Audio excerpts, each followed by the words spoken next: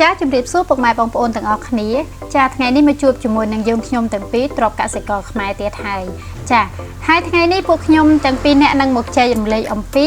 របៀបនៃការដាក់ជីឲ្យបានត្រឹមត្រូវសម្រាប់ដំណាំទុរេនចាដាក់តាមរង្វាល់តាមຂະຫນាតតាមអាយុតាមរូបមន្តដែល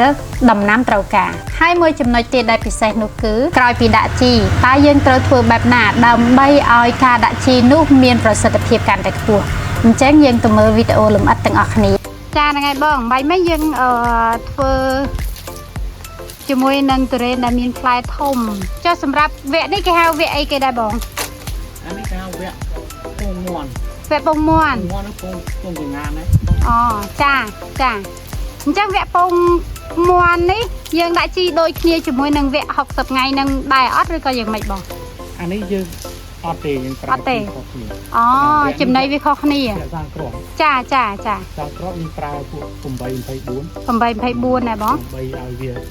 ឆាប់សាងគ្រាប់បានល្អចាពេញស្មើគ្នាអញ្ចឹងណាចាដើមទៅនេះយើងឲ្យពី3ខាំ3ខាំចា4ខាំហ្នឹងចាអញ្ចឹងយើងបាច់ដូចវគ្គមុនអញ្ចឹងចាបាច់ព្រោះវាឲ្យសពទៅពីគល់ចូលទៅចូលចុងស្លឹកហ្នឹងចូលទៅគល់ទុរេនចាអញ្ចឹងនេះគ្រាប់ហ្នឹងគឺសាយភាយអញ្ចឹងគ្រាប់ជីណាដោយតែបងគាត់បានបាក់អញ្ចឹង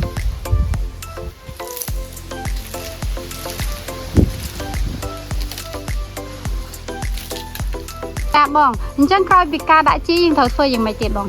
ក្រោយពីការដាក់ជីហើយគឺយើងត្រូវដាក់ទឹកឲ្យទឹកភ្លាមតែម្ដងព្រោះអីជីប្រភេទជីគីមីនេះវាអត់ទុកឲ្យលើសពី2ម៉ោងជាងទេចាតែបើវាលើសពី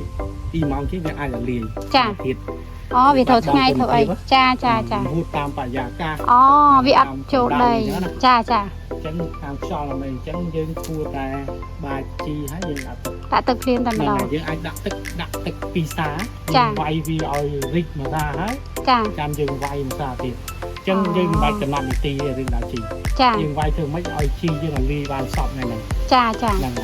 ហើយតែប្រភេទជីនេះយើងដាក់ហើយយើងវាយទឹកប្រោះវាហើយមកយើងវាយទឹកមកថាទៀតយើងវាយទៅម៉េចឲ្យដល់ជីចាតែមកយើងវាយដល់ទៅហ្នឹងចាអូអូខេចាអ្នកទាំងអស់គ្នានេះគឺជារបៀបនៃការបាចជីឲ្យត្រឹមត្រូវសម្រាប់ដំណាំទុរេន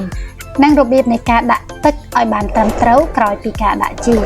សម្រាប់ការចែករំលែកថ្ងៃនេះមានតែប៉ុណ្នេះបើសិនជាពុកម៉ែបងប្អូនមានចម្ងល់តាក់ទងនឹងការដាក់ជីនិងរបៀបនៃការដាក់ទឹកអាចតាក់ទងមកសួរ